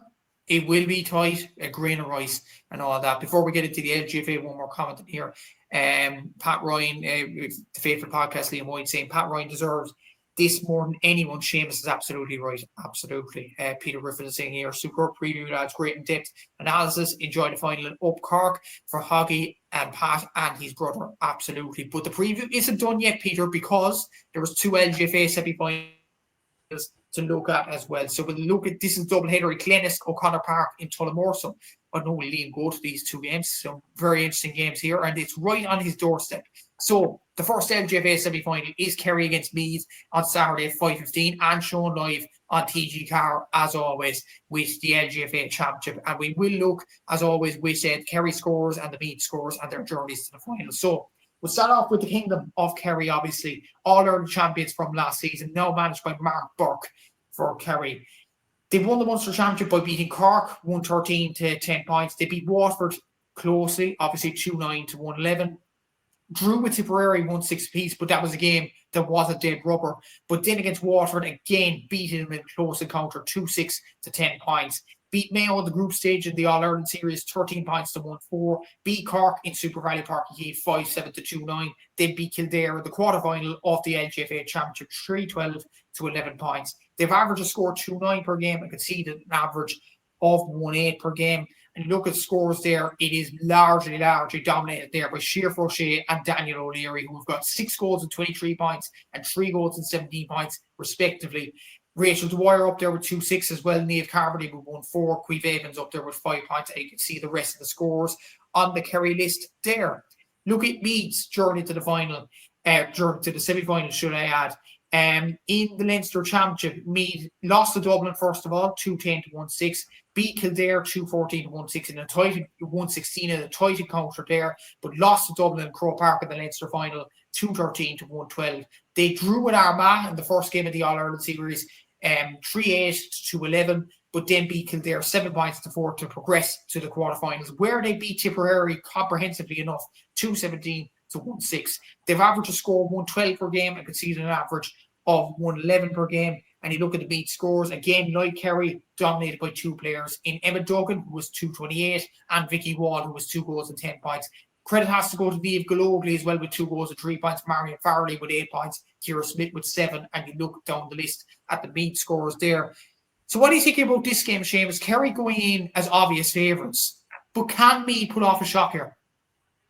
Yeah, no, this rivalry is really, really interesting because it's the 3rd year in a row now, or excuse me, the 4th year in a row that they've met in the championship. So the rivalry kind of kicked off 2022 when Meath won back-to-back All-Irelands, beating Kerry in that All-Ireland final of 2022, and they swept them out the gate.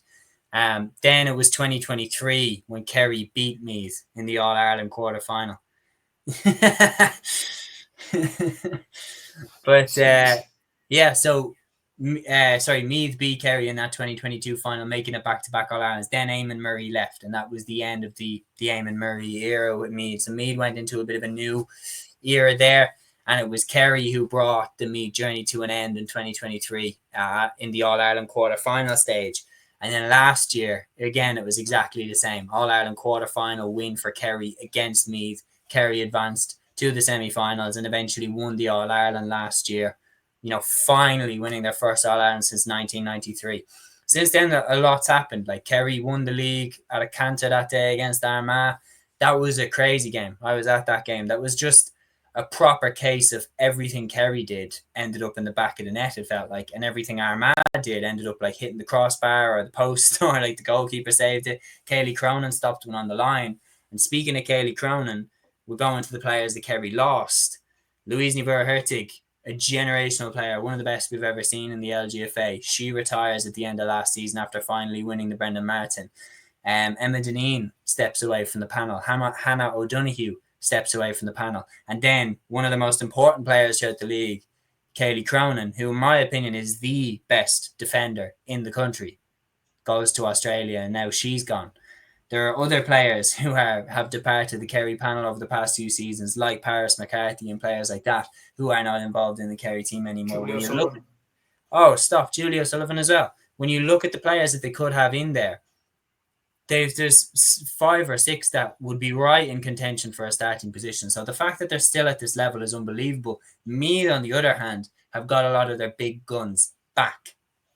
Vicky Wall returned to the panel. Shauna Ennis is back now, starting games. And she was so important to their back-to-back All-Ireland wins. I mean, she captained them to both of them. And then on top of that, you've got players like Niamh Glogly, who has been absolutely phenomenal. She won player of the match in the last day out against Tipperary. You've got people like Marion Farley, who's got better and better year on year from Meath. And she is a direct scoring threat from midfield. She usually chips in with a couple of points a game. But the key threats, there's 2 very obvious ones for either side, as you highlighted. When Louise left, Kerry needed players to step up into those shoes, and it has largely been Daniel O'Leary and Sheaf Roche, who have both been phenomenal. Sheaf Roche got a hat-trick in that Munster final against Cork. She was electric. Daniel O'Leary has also been superb. Whereas for me, it's Emma Duggan and Vicky Wall. And what's different here is it's always been Emma Duggan and Vicky Wall. It was Emma Duggan and Vicky Wall when they won the back-to-back All-Irelands. It's still Emma Duggan and Vicky Wall now. And the question is, have Kerry improved enough with the All-Ireland to be able to beat Meath at their best? Because I don't think Meath were fully at their best the last time the Kerry beat them. Very, very interesting point there, and it should be a very interesting game when you look at these two sides straight into the final. Obviously, Kerry winning the Munster Championship, Meath losing the Leinster Championship, but they were obviously getting the players back in. As you mentioned there, Shauna Ennis coming back through the All-Ireland series as well. But the fact that Meath have only averaged a win margin of a point and Kerry by 4 points, may I add, will that tip the scales, or is that kind of the indication that Kerry have played easier opposition in a way? No, definitely. Kerry have not played easier opposition. Like, I mean, I would argue Cork and Kildare, if they played each other, that would be a very even match. And I'd argue that you just need to look at Dublin and Waterford drawing in the championship down in Dublin, where Dublin were very lucky to get that draw, might I add. That showcases that the competitiveness of their games have been very, very similar. The team level that they've been up against has been very similar. I think Kerry this season so far have proven that their All-Ireland win was absolutely no fluke. It is the culmination of a long journey. And then when a team does a journey like that, when a team goes on a long journey where it seems like they're on the run for an All-Ireland for years and years and years, when they finally get there, finally get over the line to win an All-Ireland title, sometimes it can be almost the kiss of death. Sometimes it can be like, that's it, show's over. Like, how many times have we seen that where teams finally get to the Holy Grail and then just disappear off the face of the earth? Like, that's happened before. It's showing signs with Kerry that is not the case here. It's showing signs that this is only the beginning of something. Now, it will be interesting to see, because remember the example that I gave to you about how when teams usually bridge gaps, that it doesn't tend to be that they go back to back. The LGFA is actually different. For some reason, if you look at the history books, that Cork team that won 11 All-Irelands in 12 years, obviously that's a generational Cork team. But when they finally bridged the gap, they went back to back. When Mayo finally bridged the gap at the start of the century, they went back to back. Like, there's plenty of examples. When Dublin won their first All-Ireland since 2010, in 2017, Dublin went on to do 4 in a row.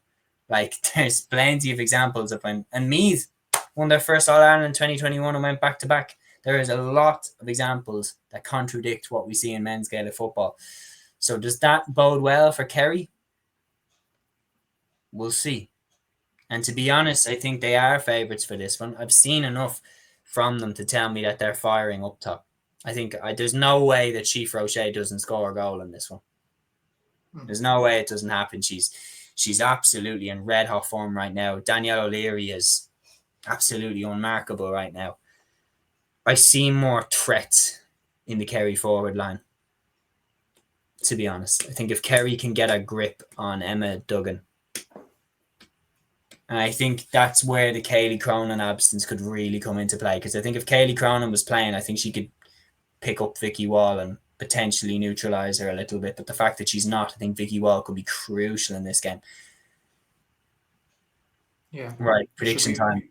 Prediction time, exactly. I'll predict first, just for a change. I'm gonna say Kerry, but it'll be slight. I think it'll be about 4 or 5 points, that's it. I'm going Kerry by 2. Yeah. Should be a very interesting game, definitely. And it will be live at TG Car, as will this game at Glennis O'Connor Park. That is Dublin against Galway on Saturday at 7:30 p.m. Obviously, the All-Ireland LGFA semi-final as well. And we will look at the scores and journey to the final for both Dublin and Galway. So starting off with the Dubs, obviously, in the Leinster Championship, they did beat Meath on the first day out, 210 to 1-6, and they beat Kildare 412 to 1-5, and then beat Meath in the Leinster final as well, 213 to 112. They're only blipping the road to draw against Waterford 113 apiece, where Waterford were very, very unlucky not to win that game. But the goals came flowing in the next game. 8 goals and 18 points to 7 points against Leitrim, and then 3-15 to 7 points against Cork. Amazing. 11 goals in 2 games. They've averaged a score of 3.15 per game, while scoring 20 goals and 81 points combined. That's absolutely incredible. And 1-7 on average they've conceded, Dublin obviously as well. Look at the scores here, and you look at the individual scoring goals there. Hannah Tyrrell, 7 goals and 27 points, 3 goals from play. Kate Sullivan has 4 goals and 10 points. Niamh Heatherton has 2 goals and 14. You've Chloe Darby there with 1-8, Carla Road 1-6, Sophie McIntyre with 1-3. You can see down the list of Dublin scores there. Galway are on a serious winning run at this present moment in time, including the league. They have won a combined 14 games in a row, Galway, this year, which is absolutely incredible. They started off the championship this year by beating Leeds for 2 goals and 22 points to 5 points, beat Mayo 213 to 9 points, and then beat Mayo again 16 points to 1-4. Beat Tipperary, the All-Ireland 113 to 7 points, beat Donegal 111 to 1-2, and then beat Waterford 118 to 112. A result that could swing it in Galway's favour, considering Dublin drew to Waterford. Galway have averaged a score of 116 per game and conceded an average of 1-5. So they've averaged a winning margin of 11 points to add to their 14-game winning run as well. We look at Galway's scores here, and they are spread out really. You look at Olivia Dibley there with 20 points, Kate Slevin with 2 goals and 13 points. Roisin Nenner was scoring for fun in the league, but she's only the 3rd top scorer for Galway with 15 points. Leanne Cohen and Alva Davert with 1-8 each. Ava Noon with 1-7. Andrea Trill with 1-4. And you can see down the list in terms of scores for Galway there.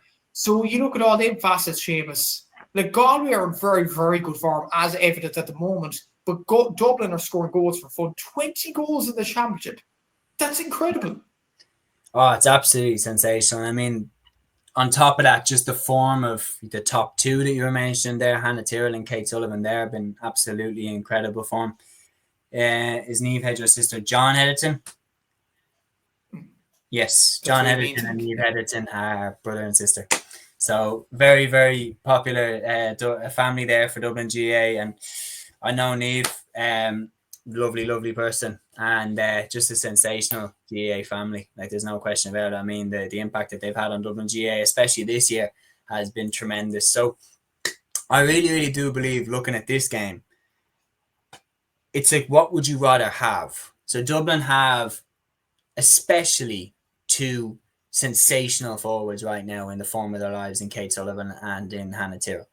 I think Kate Sullivan picked up player of the match there the last day against Cork, hit the back of the net with a lobbed goal, it must be said, when Cork were pushing up looking for scores themselves.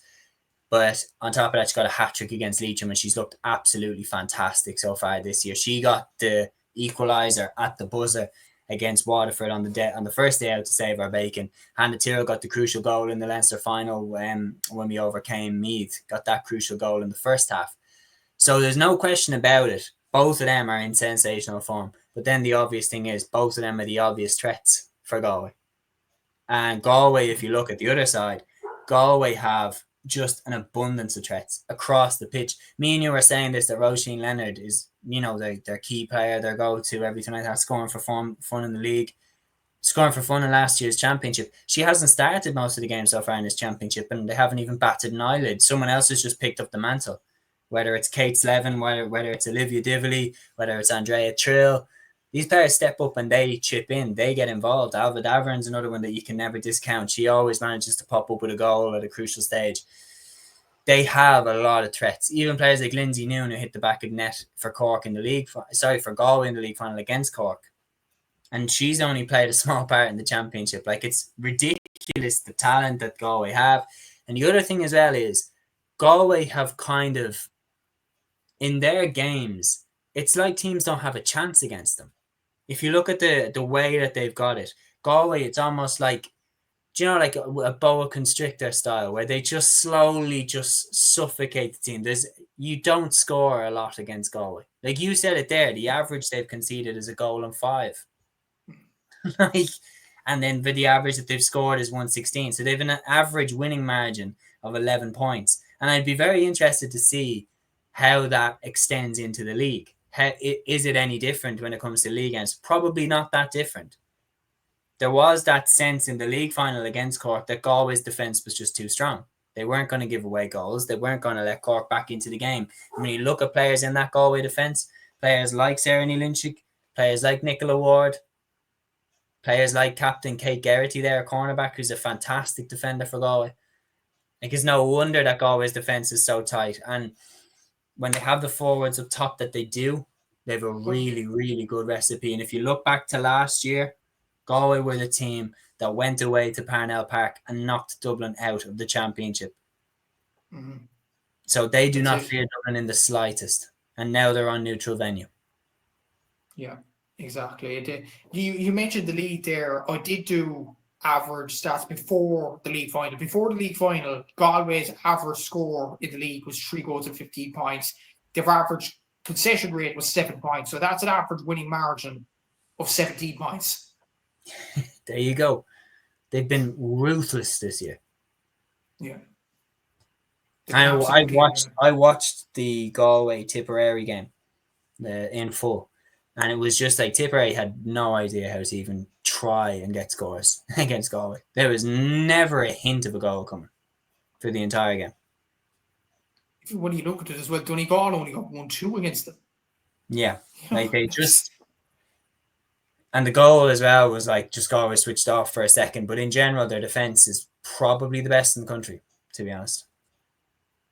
And that's down to the likes of Sarah Neelinchik, Kate Geraghty, I'd imagine. Like, those two in particular have really stood up. Yeah, Kate Geraghty, she's the captain of the team. And so far this season, you were mentioning Division 2 champions, Connacht champions as well. They've had that province on lockdown now for the past few seasons. And they seem determined as well to right the wrongs of last year. They didn't do themselves justice in that All-Ireland final. They got blown away by Kerry, to be honest. But it's kind of it's a similar situation to like when Limerick swept Cork out the gate in 2021. It's like you left that day being like, they're not as bad as that. There's not as much of a gap between the teams as it looked like it was today. So I think if Kerry and Galway meet in the final again, which could very well happen, it won't go the way that it went last year. And the more we talk about averages and defence and attack for Galway, who had the spread of scores and the 14-game winning run at this present moment in time, despite Dublin's goal-scoring exploits, I actually fancy Galway for this one. I don't know what you think yourself, Séamus, but Galway are in serious form. I don't think they're in the mood to stop. The one thing is as well is when you're looking at the way that the teams have been winning, when you look at the way that Dublin have been winning, 8-18 against Leitrim, cool. It happened that day. It was an amazing performance, amazing victory. But that happened to Leitrim against Waterford too. And they were soundly beaten by Donegal as well in the relegation playoff. And they were soundly beaten by Mayo too. So that game, that doesn't happen every day out. 8-18 does not happen every day out. Now, you can look at it and you say Dublin have been racking up goals in pretty much every game they play, but they have not come up against a defence as good as this Galway defence. The closest to it in terms of being defensively sound is Waterford. And we saw how we had to bail ourselves out of jail with the last kick of the game against Waterford. And Waterford went away to Galway, and Galway really showed their experience in that game. Didn't, again, shut down Waterford's key attackers and got over the line. And I think I worry when you look at how obvious our key threats are. If they put someone like Sarah Lynchig on Hannah Tyrrell, if they put someone like Kate Geraghty on Kate Sullivan, they could be tamed just a little bit. And if they can tame our two key attackers, they have about 7 or 8 that we need to watch down the other end. I don't like picking against Dublin, but I truly believe Galway are out on a mission this year to claim the Brendan Martin and put right the wrongs of last year. And I see them destined for a place in the final. I think it's going to be a repeat of the All-Ireland final last year. I'm going to shade it to Galway by 2 points. I am as well. I just feel like this Galway team's on a winning run. Their defence is improving. Their attack is absolutely scintillating at this present moment in time. Without Roisin Leonard starting much games in the championship in recent times, which is absolutely incredible in its own right. So Galway, I think, they're on a mission this year. They got hammered at the All-Ireland final last year. That doesn't happen normally to Galway. They will be back for vengeance, I'd imagine. You have to mention Dublin don't have Mick Bowen as manager anymore. Yeah. It's Paul Casey and Derek Murray. It's a new team to some degree. It's a new era. Dublin don't feel the same, I would say, the same drive to put right the wrongs of last year as Galway did. And the thing is as well, if memory serves me correct, in the league, he lost to Kildare and Armagh. Yeah. Whereas Galway been touched all year. Yeah, exactly. John Doherty's come in with a comment in here, Cork by 8. Go back to we discussed the All-Ireland Hurling final, John, but obviously we did discuss the LGFA semi-finals, but both predicting Galway and Kerry to make it to the final. Just before we end the podcast, there's the Premier Junior Kamogi semi-finals as well happening this weekend. It's a double-header in Kingspan Breffni in Cavan. So Laois are playing Wicklow at 1 o'clock and Armagh are playing Roscommon at 3 o'clock. Now, I think Laois will probably win the first game. Séamus Laois got beaten by Tipperary's second team last year in the Premier Junior. So either did like Susie Delaney and Amy Collier in very good form at this present moment in time. You would expect Laois to win that game. Armagh and Roscommon's an interesting one. Armagh only lost 1 game in the league phase. That was to Laois. Roscommon got to the final of the Division 3A league final in the very Kamogi League, losing to Laois as well. So this is going to be a very tight game to call. But I think Armagh have done better in the championship than Roscommon have. So I'll tip it to Armagh, but that's ultimately a 50-50 in my opinion, James. But what do you think you owe them 2 games? Yeah, I think on the first game that you were mentioning there, I think Laois are the favourites. I mean, when you look across not just the Prem Junior Championship, but the league, as you were saying as well, like the Division 3A, Laois winning that, they seem to be a little bit ahead of the rest of the teams in this pack. And I think whether it's Armagh, whether it's Roscommon in the final against them, I would still favour it to Laois to get over the line, regardless of who comes through against them. I've been slightly more impressed with the results that Armagh have been putting up in the championship so far. I think Roscommon, obviously, we saw that they really put it up to Laois when they came up against them. But I'm going to shade it to Armagh slightly. And I'm not very confident in that prediction as well, because I think they're at very similar levels. But I just think Laois are a step ahead of the championship right now. Yeah, exactly. So, and there will be a final in the Premier Junior Camogi Championship, but that will be a weekend only with Camogi, and then LGFA is the same as well as soon as the All-Ireland football final ends, unless there's a replay in the hurling, which we'll see what happens in terms of that. Obviously, geez, another day out, that'll be absolutely incredible. But that is the end of the podcast. after 1 hour 45 minutes, mostly discussing the All-Ireland Senior Hurling Championship final between Cork and Tipperary. That is the podcast here. Thanks to Séamus for coming on. Thanks to everybody at the commented. Thanks to Capture Let It for sponsoring today's show once again as well. Thank you to all the people that commented on the podcast as well. So thank you to John Doherty. Thank you to the favourite podcast, obviously, Liam White. Another Liam that commented at the start of the show. Sean O'Malley, Rudders, and of course, Peter Griffin, who was on fire with the comments tonight as well. Again, thanks to Capture Legs. Like, subscribe, all that good stuff. Ring the bell for any notifications on any videos coming up on the channel as well. Next week, it is the All-Ireland football final preview between Donegal and Kerry, so cannot wait for that. And then in the next few weeks, there's LGFA, Kamogi, then gradings, and that'll be the end of the inter-county season. And then we go to club again. But that'll be in the next few weeks, obviously. But for now, thanks to everybody at the view. Thanks to everybody, the commenters. Thanks to Capture Legs for sponsoring. Thanks to Séamus for hopping on tonight. Enjoy the All-Ireland final at the weekend between Cork and Tipperary. We'll see you next week. Take care.